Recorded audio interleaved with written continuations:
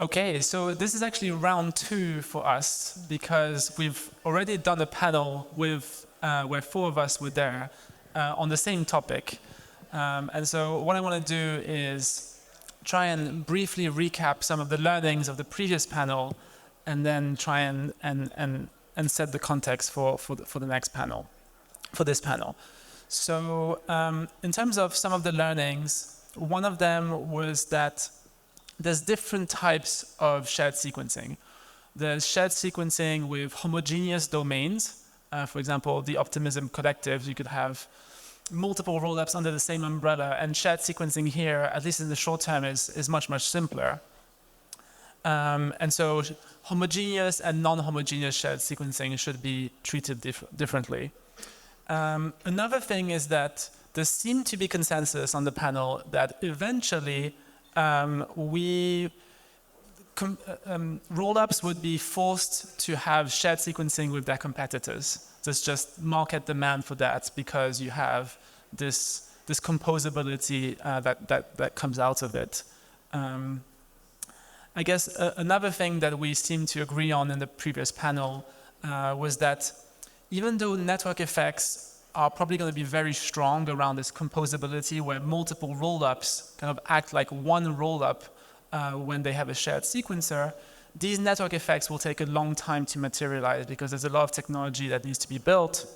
And so as a consequence, what we should expect is in the short term, a lot of experimentation on sequencing, but then in the long term, quite a bit of consolidation, which is good for UX. So maybe the best of both worlds from that perspective. Another takeaway is that we have different types of shared sequences, right? We have external sequencers. One of them is Astria. Another one is Espresso, and there's maybe others out there. You could say Solana might be a shared sequencer for Ethereum at some point. And then there's like the canonical shared sequencer for a given L1, which is the L1 itself, and that's called a based sequencer. And we were trying to see, okay, is there a world where both can play a role? And one possible such world is where the based sequencer takes precedence for the rollups, but then maybe application-specific sequencing within the rollups, for example, for DEXs, will happen by more specialized sequences, more ad hoc sequences that are non-based. And then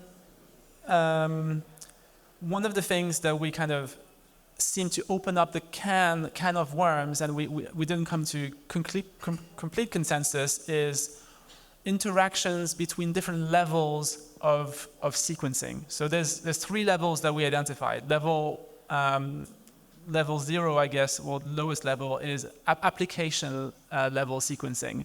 For example, a decentralized exchange. And then 1 level up is the rollup level sequencing. And then another level up is sequencing across L1s, across rollups on the different L1s. And it's kind of unclear how these levels will kind of interact with each other. Okay, so that's for my takeaways. What I want to do now is briefly introduce the panel and ask them to share maybe an additional takeaway that I haven't listed here. Josh, do you want to get started? Okay. Hi, I'm Josh. I'm the CEO, founder at Astria. We're building a shared sequencer network. I guess positioning us here, we're primarily focused on the Celestia ecosystem, so that kind of puts us in a slightly distinct camp here. I think the biggest takeaway from the previous panel, and it's maybe not a distinct take, but kind of a summary take of what Justin said, is we're very early to this design space. Shared sequencers aren't like real, and that like there aren't any running in like a mainnet capacity. We haven't seen what network effects kind of apply. There's a lot of design and theory around how systems might work, how negotiations for rebates or pricing or whatever could happen. But fundamentally, we're like very, very early in this design space. And what I'm excited for is to get things kind of over the line so that we can start seeing some of these things in practice, and then answer some of these questions wherein we stray a little bit out of the kind of too theoretical and into a 2 years out is like an extremely long time in this industry. We're early. Mark. Hey, so I'm Mark, and I'm a contributor to the Optimism Collective. And my main takeaway from our last panel was really this difference between the shared sequencing between heterogeneous domains and homogeneous domains. And for how in the short term, it's a lot easier to build a shared sequencing system when all of the domains are the same. They're all homogeneous. When you're building shared sequencing across domains that are different, basically it becomes the security model of the weakest link. And it's a lot more complex to reason about. And I do think it is really, really important for us to not build walled gardens, right? So we want to eventually get to a point where we have a shared sequencer that can, work across all the different domains, all the different types of execution, all the different L2 ecosystems. My concern here is that in practice, it's really hard for the L2s to work together because they all have their own kind of business needs. They're all working on their own roadmaps. Any time they spend standardizing open, specs between them, it's like it slows down because you have to gain consensus between all the groups. We can kind of see this sort of thing play out many times in like the history of technology, right? Like for example, CUDA versus OpenCL, right? Both of these are kind of like GPU programming frameworks, right? CUDA was proprietary by NVIDIA, and it was able to move much faster compared to OpenCL, which was this open, thing that was governed by a consortium of many companies. So when things are built in a closed way, they're able to move much faster versus when they're built in an open way, and you kind of have to go between all the orgs, and all the orgs have to make sure that their requirements are fulfilled. You have to build consensus. So I have some concerns about what building a shared sequencer across all the different projects actually looks like in practice. Thomas. Hi everyone, I'm Tomasz from Nethermind, and I think that previous panel started building some intuitions, new intuitions for me around the role of L2s and L1s for each other. So while we were talking about shared sequencing being this atomic layer for communication between L2s, I definitely felt that there is some role of L2s doing maybe non-atomic coordination of bridging between L1s. And I feel that maybe this can lead us to removal of bridges in general, because there'll be like two strong components. L2s will be serving L1s to communicate, while L1s will be serving L2s to communicate. And then we had this longer talk about liquidity, how easily it will move. So we went a bit deeper with like where liquidity stays. Where does it feel most comfortable if you start feeling that the movement of liquidity between different chains is simplified. It's costs less because of short sequencing or rollups being involved. And Daniel. My name is Daniel Wang. I'm the co-founder of Taiko. I was not part of the previous discussion, so I have a lot to catch up. I don't have enough knowledge in shared sequencing or MEV, those stuff, because Taiko is a base rollup. So basically what we say to ourselves is, we just focus on the minimum scope of work. We let other people give up the opportunity. Let other people to use the existing MEV framework, to extract value from our layer 2 transactions. We don't really care because we don't have a centralized component, so we don't really, maintain the network, right? So basically, I'm here to learn more, because although shared sequencing is not so important for now for Taiko, but we also have this new idea called booster rollup, which will heavily rely on like shared sequencing that will change layer 1 and layer 2 states simultaneously. So that's some idea we have. So quite happy to be here to learn. Okay, thank you, Daniel. That's a great segue because the title of the panel is Base Rollups and the MEV Gambit. So base rollups, just to make sure we're on the same page, is when the layer one is doing the sequencing. And what Daniel just explained is that Taiko is a base rollup which gives away the MEV to the layer one. And in giving away the MEV as income, they've made a sacrifice. But Daniel was saying that's not a big deal for us because we don't really care about this little bit of income. The sacrifice that we're making is actually fairly small. And that's similar to a game of chess where you have a gambit whereby you sacrifice a pawn, for example, but then you gain some sort of positional advantage and you win the game. So I guess the big overarching question for this panel is, do rollups want to be doing this gambit? Like, do they want to be sacrificing the MEV by giving the sequencing rights to something else, maybe a shared sequencer, maybe a decentralized sequencer that's external to them.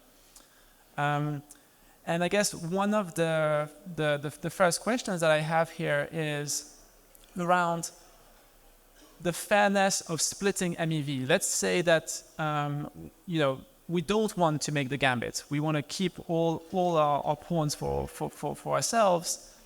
What happens when there's cross-domain MEV? So there's MEV that originates from the interactions of two rollups.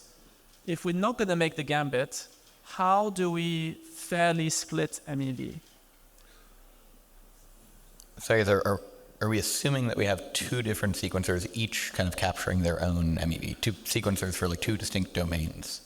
So, another possibility is that kind of both rollups have an agreement with a shared sequencer, but this agreement mandates that some of the MEV comes back to them, and then how do we figure out all the details of these rebates?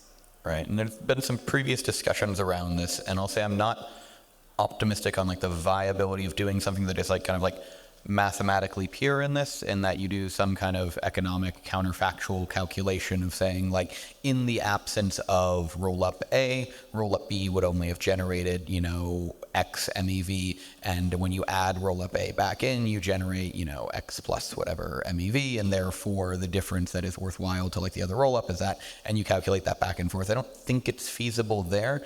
I think this is also a question of like the state of like the number of rollups, right? Right now, if we're saying, it's just rollup A and like rollup B, that is like a feasible kind of like governance level discussion that could be had with, three parties, right? Rollup A, shared sequencer, rollup B. If we're at 100 rollups, that is kind of infeasible. If we're at 10,000 rollups, it's just not going to happen. There's going to have to be something there. So I think as we see the structure of the market evolve, we'll find out more. But in the short term, I'd assume this is going to be some kind of governance level action between a relatively small number of parties. So I guess what you're saying is that there's two complications. Complication number one is that if we're going to do some sort of mathematical splitting, the math is going to be like really complicated. And then problem number two is that as soon as there's more than just 2 or 3 or 4 parties, the governance just becomes way too high overhead. Yeah, exactly. And so if I were to read between the lines, what you're saying is, okay, maybe rollups should just accept and just do the gambit because that's the most practical and simple thing. Yeah, I think at some point we'll see, kind of in the question of like, to like Mark's point on like homogeneous domains, right? That may be the kind of breaking point where you see a homogeneous domain split off from some shared sequencer where you say, okay, when there were like 3 of us negotiating this, we had a fair enough deal. There's now a bunch of other people. I am like deprioritized within this broader shared space. I think it is better for me to kind of like splinter off into my own domain for like my entities over here because I can't negotiate in that kind of computationally like overly complex negotiation. And we'll just have to see kind of where the power and like the ownership and kind of the, what is the stickiness of any given rollup? Is it going to be, subservient to a shared sequencer and, the flows or the liquidity or whatever goes there? Or is there going to be a rollup that says, okay, up front, if I get a 50-50 split between 2 sequencers, fair enough, larger pie, I get a cut. And then once it's 100 rollups and I'm getting, 1% of that, no thank you. I think I have stronger pricing power in the market. I will go my own way. That's generally how I think it's going. I would just like someone unsatisfying answer, and they say like, we'll see how things happen. But that's my best guess. I see. And I guess as a consequence of this, with all this short-term experimentation before the network effects really kick in and force a winner take all, you're saying there has to be governance, right? Because you want to keep this potential pressure and advantage that you have over others to opt out and keep MEV for yourself. And also, just last point is like pricing power right now is going to go to the rollups, right? The shared sequencers are going to have like dramatically lower negotiating power. They're going to say, oh, theoretically you get network effects in the future. And they're like, I have flow now. Like, what do you have, right? Yeah. Okay. Interesting. Thomas. So even in simple scenarios, I think that whenever we were thinking of the designs for the cross-domain MEV, that split was non-trivial. So almost feeling like the other way around, that the calculations were trivial, but the decision on split was non-trivial. So that governance part would make sense, but is it that complex system? Maybe not necessarily.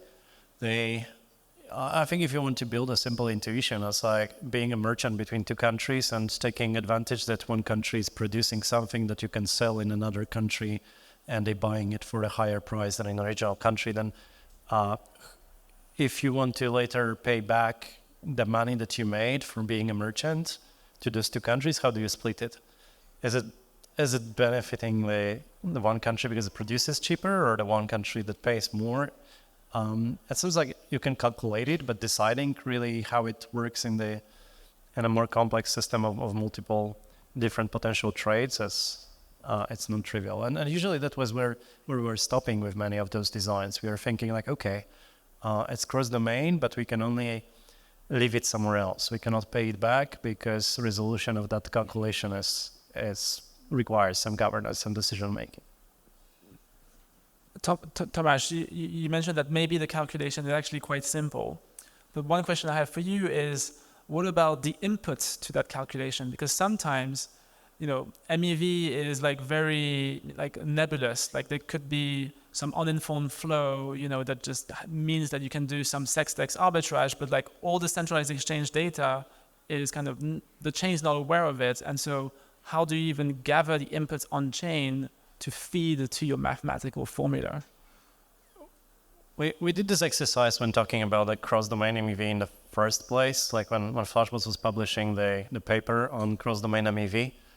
And we said to ourselves, maybe not always announce it, that there is some vision of the one price, that if you look at the entirety of everything, that you can assume that there is one true price of every single asset. So for every single chain, you can design how far away from the true reconciling price. It's a bit like you would create a single auction where everyone would agree everything that they want to exchange, what's the price that leads to the greatest benefit for all. And you can check how each of those chains, how much they differ from the true price, and then you can start distributing according to those differences. But it's not necessarily by governance that the difference between the true price and the price on the chain is what led to the win by introducing this connection, the bridging between the chains. And as Josh said, with more participants, it becomes trickier. But that part of the calculation, we say, okay, one price, and how far away? You say that there is something nebulous. Maybe even if you introduce centralized exchanges to this, then it still seems simple in this context.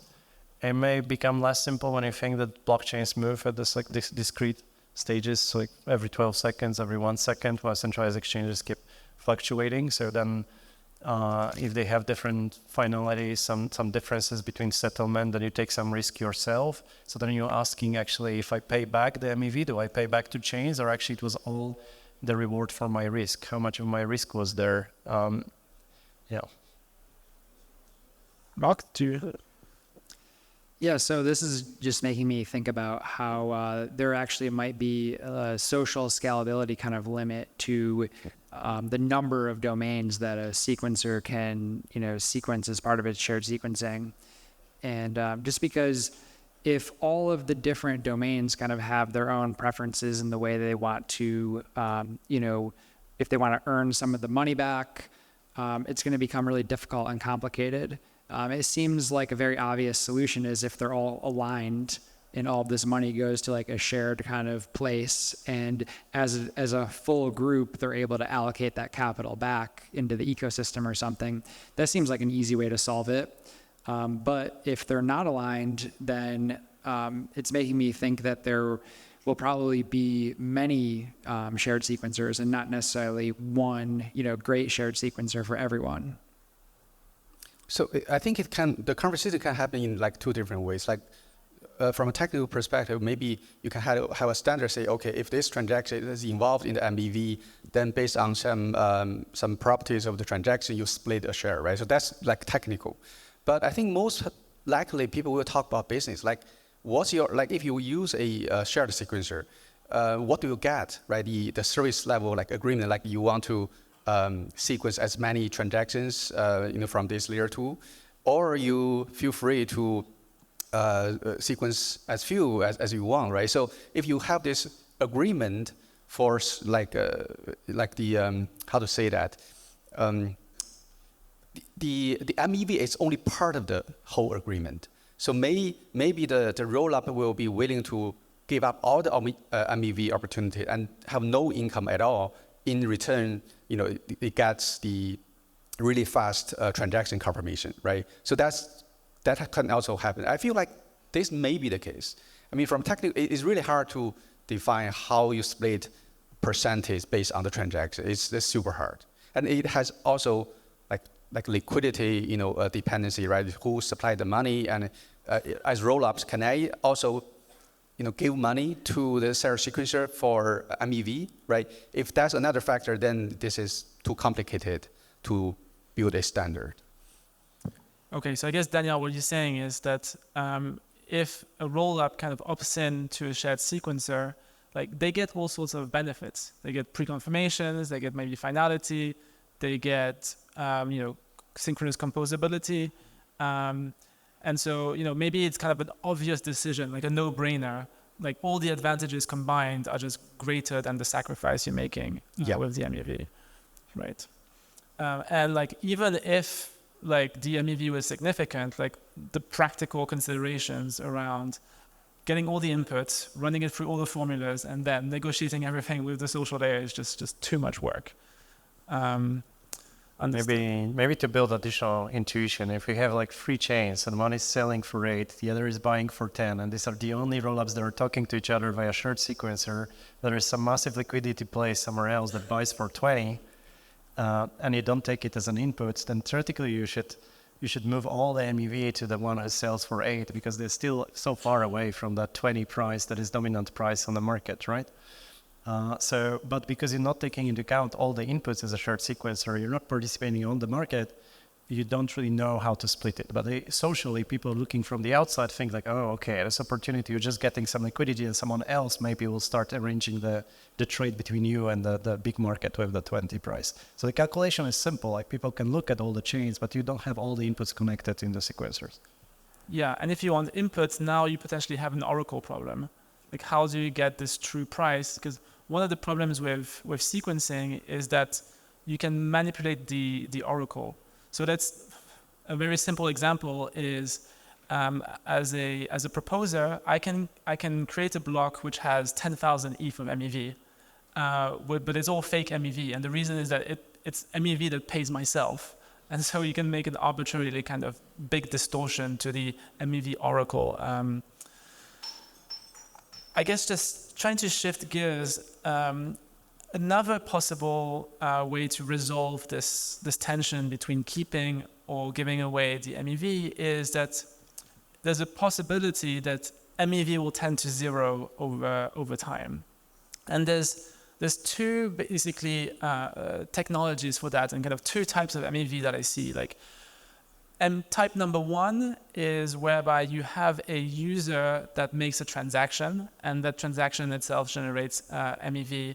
And we have technologies like encrypted mempool that make sure that it's very difficult to extract MEV from this encrypted transactions.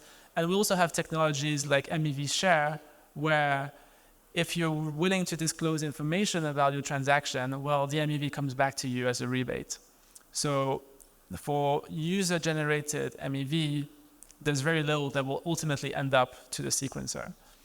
And then there's another type of MEV, which I guess you could say is passive MEV. For example, LPs, they're not actively making a transaction, they're already on chain. And now they could be hit by toxic order flow that creates this sex-dex arbitrage. And I think there's this new crop of decentralized exchanges which basically have an external sequencer at the application level. So just to briefly, yeah. And in these designs, which are MEV smart or MEV aware, the MEV is internalized through some sort of auction and rebated back to the LPs. And so again, the MEV doesn't go to the sequencer or the proposer. And so I guess my question to the panel here is, do you agree that as we have just better tools for both users that are actively hitting the chain and LPs that are just passively providing liquidity, that the MEV Gambit won't be a problem because MEV will tend to zero? I think that it does go to zero in the sense that MEV arrives from approximations, right? Either we approximate time by the fact that we are on this discrete blockchain and we just update pricing every 12 seconds. We cannot do that immediately after any event, after any signal from the off-chain world. We also do approximations of calculations, right? We cannot introduce the advanced pricing models on chain for all the type of financial instruments or all the type events. So we just run approximations like, I don't know, Uniswap's AMMs instead of detailed pricing models. We don't have access to all the data, so we approximate based on the most available data. And as we introduce more and more computation on chain and more data on chain, and as the liquidity becomes dominant on chain instead of off chain, then we no longer have to approximate, and the MEV becomes non-existent over time. It doesn't disappear, but it just keeps going towards zero for sure.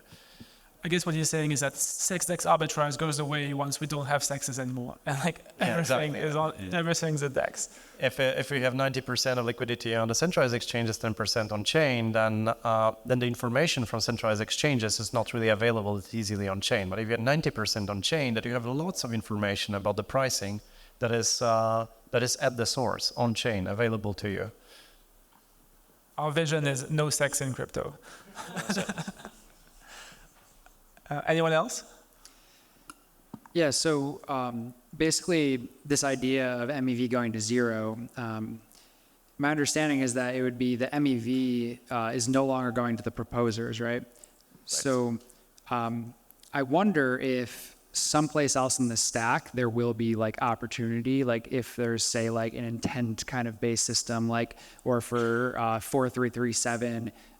There's kind of entities out there that can like make a bunch of money by, figuring out what the users like want to do and, sending the transactions on behalf of the users.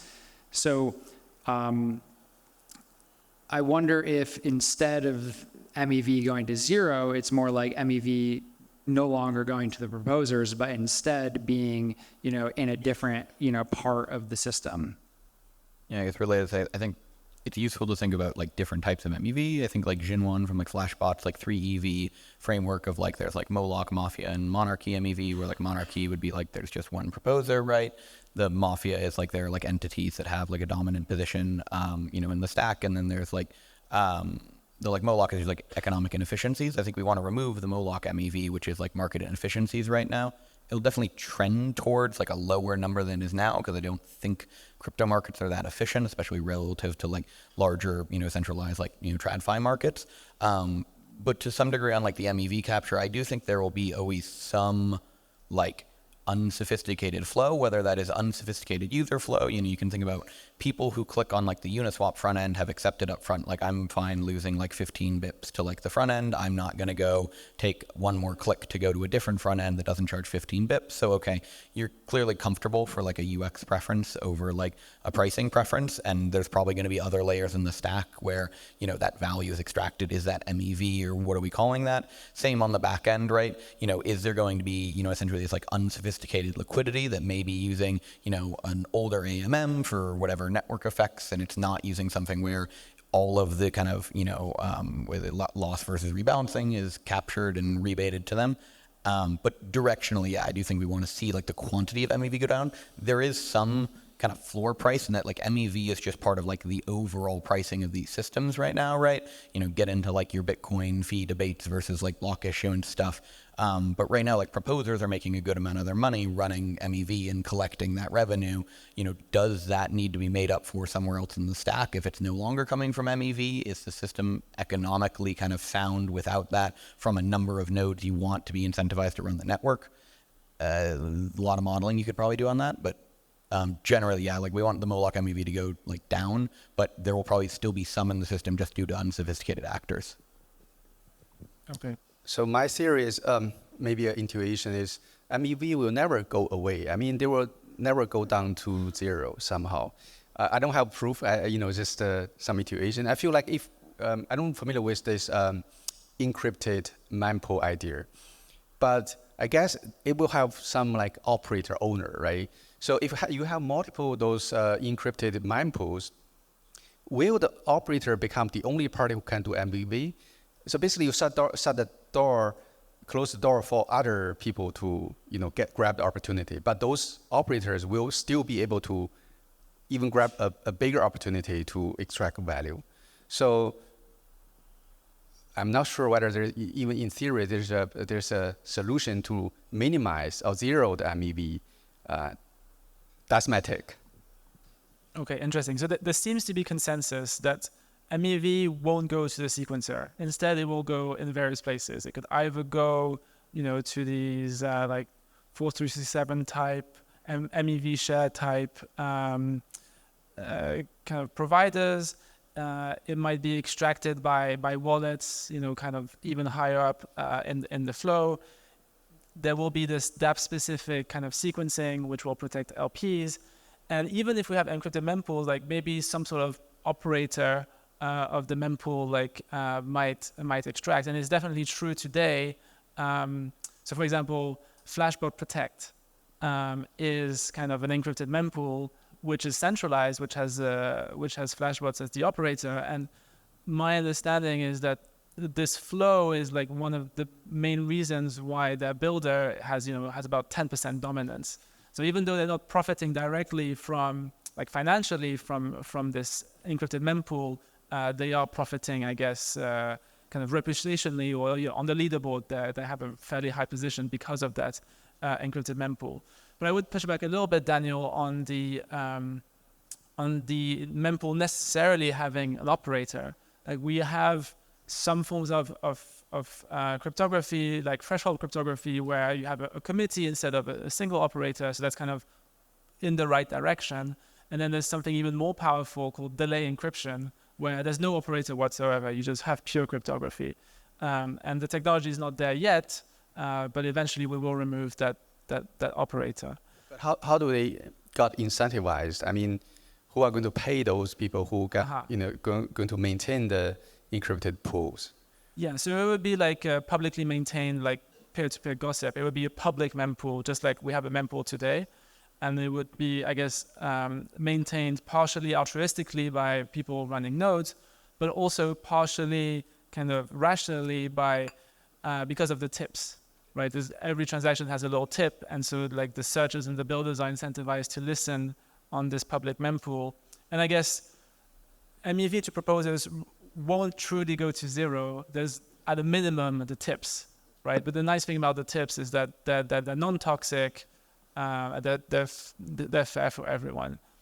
The encrypted mempools only remove the MEV related to reordering and censoring, but it doesn't remove the MEV from injection.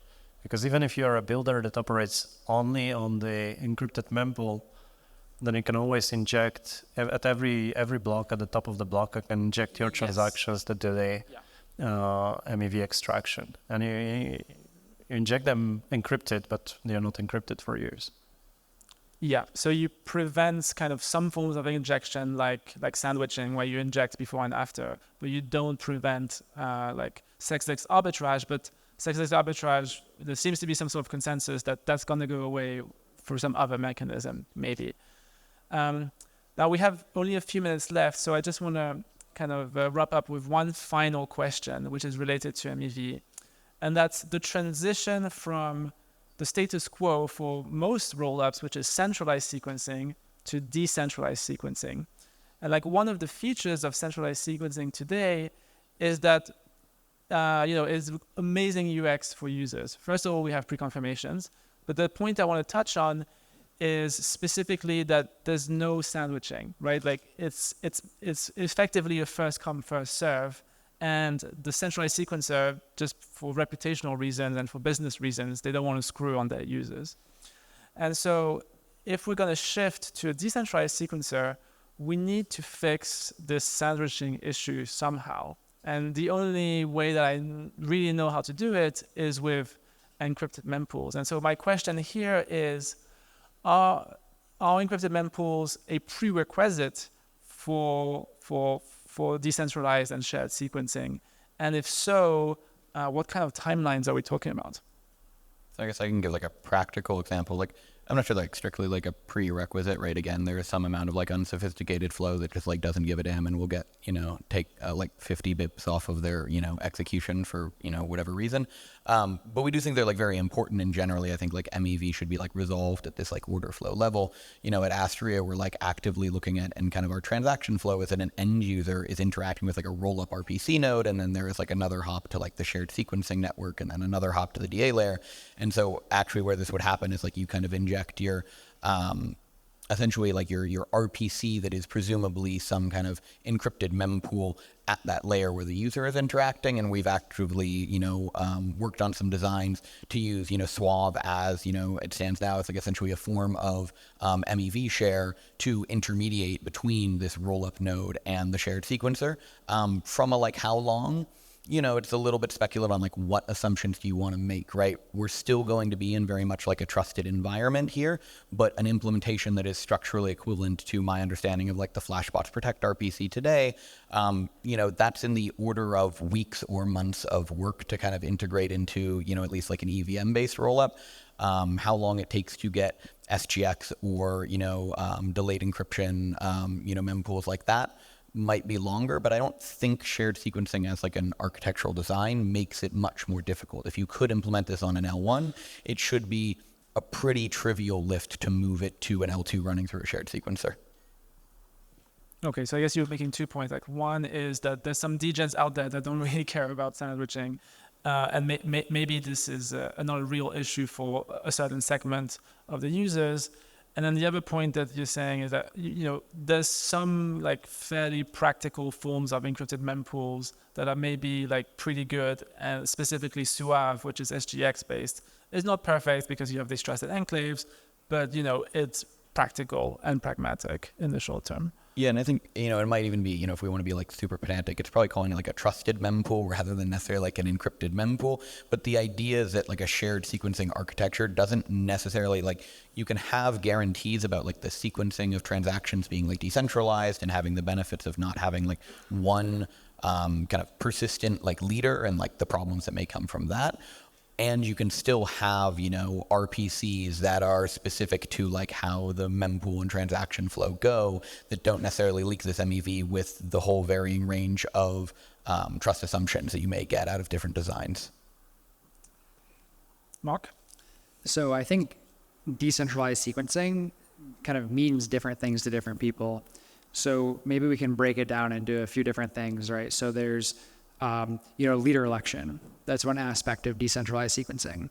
And what leader election, hello? Okay, cool. It died for a second or something. Okay, so what leader election gives you is basically different qualities of execution, right? Because you've got different, entities that are building the blocks in different ways. They've got different block building algorithms, so the transactions might be ordered differently.